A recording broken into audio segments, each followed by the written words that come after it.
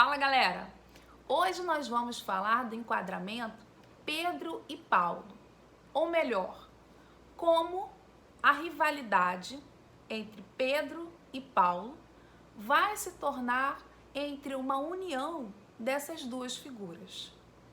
Mas antes da gente começar a conversar sobre isso, eu queria pedir a vocês que ainda não se inscreveram, que aproveitem para fazer isso agora e também acionar o sininho para que toda vez que eu subo um conteúdo aqui, você possa estar sendo informado, tá bom? O tema desse vídeo surgiu fruto de uma provocação que eu li do Crossan a respeito desse enquadramento Pedro e Paulo a partir do século IV.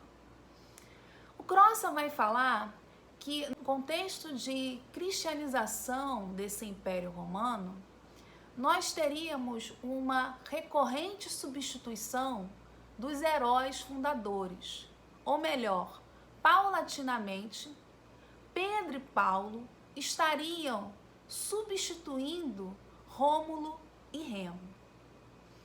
Só que o próprio Crossan, e com toda razão, vai levantar a questão de que esse enquadramento é bastante problemático, porque a gente sabe que Pedro e Paulo teriam tido um confronto e que isso se deu em Antioquia.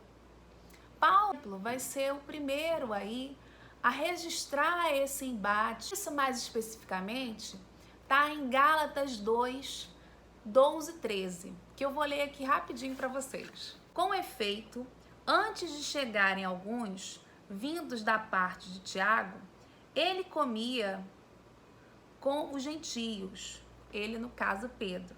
Mas quando chegaram, ele se subtraía e andava retraído, com medo dos circuncisos. Os outros judeus começaram também a fingir junto com ele, a tal ponto que até Barnabé se deixou levar pela sua hipocrisia.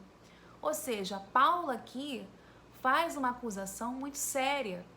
Paulo está chamando Pedro de duas caras, de hipócrita.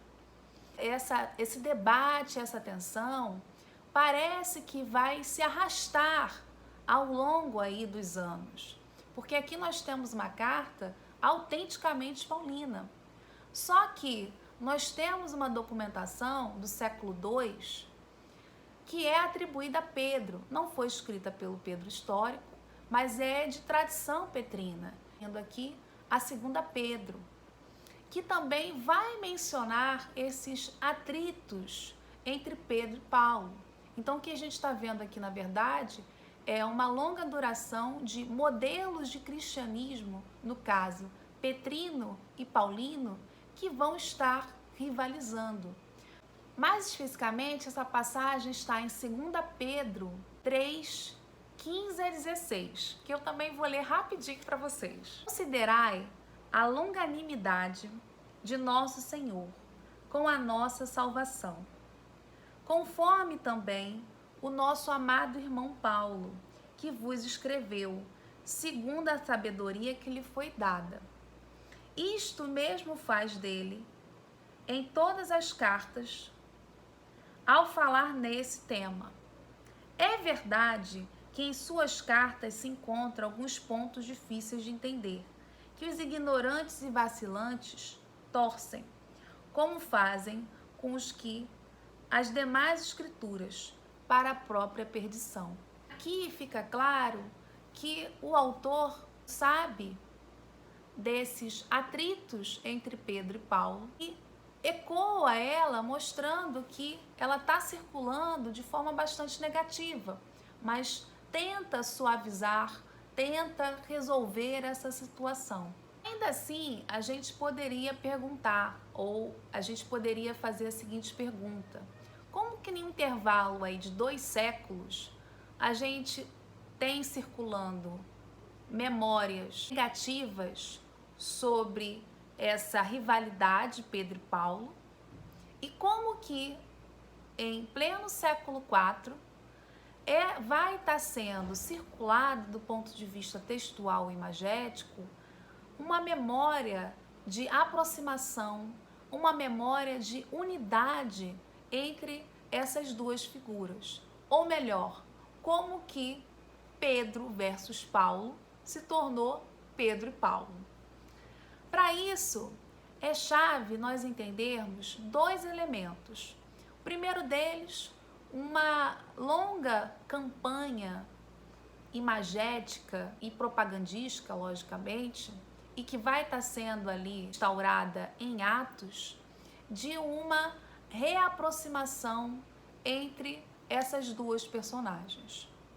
E vai culminar com a figura de Dámaso I, Papa ali preocupado em meados do século IV em melhorar a imagem da igreja e, logicamente, do papado em meio ao império. E para isso vai ser essencial a circulação de imagens, de iconografias em que essas personagens estão abraçadas, sinalizando assim a ideia de união e harmonia dos projetos. Bem, pessoal, era isso. Espero que vocês tenham gostado. Deixem dúvidas e comentários e até a próxima!